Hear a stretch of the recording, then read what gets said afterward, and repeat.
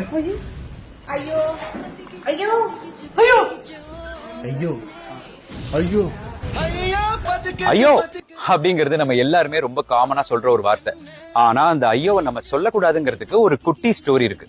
ஒரு தடவை ஒரு மரம் வெட்டுறவரு அந்த மர கிளை மேல உட்காந்தே அந்த மரத்தை வெட்டிட்டு இருந்தாராம். அப்ப இதை மேலோகத்துல இருந்து பார்த்த சிவனும் பார்வதியும், இது இவ்வளவு பெரிய முட்டாளா இருக்காரு, அவரே மரக்கிளையில உட்காந்து அந்த கிளையே வெட்டிட்டு இருக்காரு, அவர் கீழே விழுந்து சாவ போறாரு அப்படின்னு பார்வதி தேவி சொன்னாங்களாம். அதுக்கு சிவபெருமான், இப்ப என்ன அவரை காப்பாத்தணும்னு நினைக்கிறியா நீ அப்படிங்க. ஆமாமா காப்பாத்தணும். அப்போ ஒண்ணு பண்ணலாம், அந்த மரக்கில வெட்டி அவர் கீழே விழுவுறாருல, அப்ப அப்பான்னு கூப்பிட்டா நான் போறேன், அம்மான்னு கூப்பிட்டா நீ போ, நம்ம போய் அவரை காப்பாத்திடலாம் அப்படின்னு சொன்னாங்க. அந்த நேரம் பார்த்து அதை வெட்டி கீழே விழுந்தவரு அம்மானும் கூப்பிடல அப்பான்னு கூப்பிடல, ஐயோ அப்படின்னு கீழே விழுந்து செத்து போயிட்டாரு. ஏன் செத்தாரு தெரியுமா? அவர் கீழே விழுந்தப்போ கத்துனார்ல ஐயோ, அது யாரோட பேர்னா நம்ம உயிரெல்லாம் எடுக்கிற யம தர்மராஜனோட மனைவியோட பேர்.